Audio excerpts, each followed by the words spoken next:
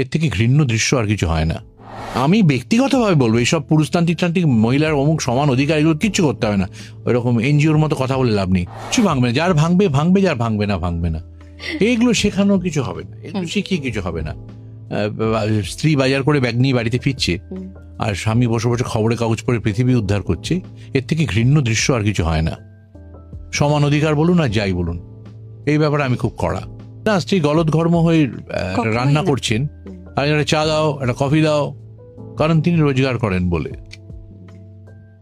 অফিসে তো কি আড্ডা মারে অর্ধেক সময়, বাড়িতে এসে এমন একটা ভাব করেন আজ মাথা ছিঁড়ে যাচ্ছে, যা চাপ ছিল কিচ্ছু ছিল না, হয়তো চাপ সারাক্ষণ হয়তো অফিসে খেলা দেখা হয়েছে বা গল্প হয়েছে।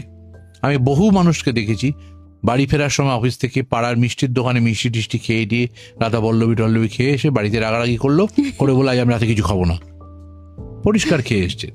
এটা একটা মানে এটা কি হচ্ছে, যেরকম পুরুষতান্ত্রিক সমাজে ছিল সেটা মরে এসছে আস্তে আস্তে।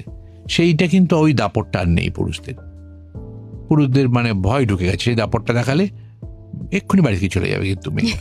কাজে সেই দাপটটা ডিফিউজড হয়ে যাওয়াতে এই ধরনের জিনিসগুলোর মধ্যে আস্তে আস্তে ভারসাম্য আসছে। বুদ্ধিমান পুরুষ যারা, তারা বুঝে গেছেন যে কি করে ভারসাম্য রাখতে হয়। আমি ব্যক্তিগতভাবে বলবো এইসব পুরুষতান্ত্রিক মহিলার অমুক সমান অধিকার এগুলো কিচ্ছু করতে হবে না। ওইরকম এনজিওর মতো কথা বলে লাভ নেই। সোজা কথা যেটা হচ্ছে যে একজন পুরুষ মানুষ বঞ্চিত হচ্ছেন যারা এটার মধ্যে নেই, যারা এই সংসারের আনন্দটা ভোগ করতে পারছেন না।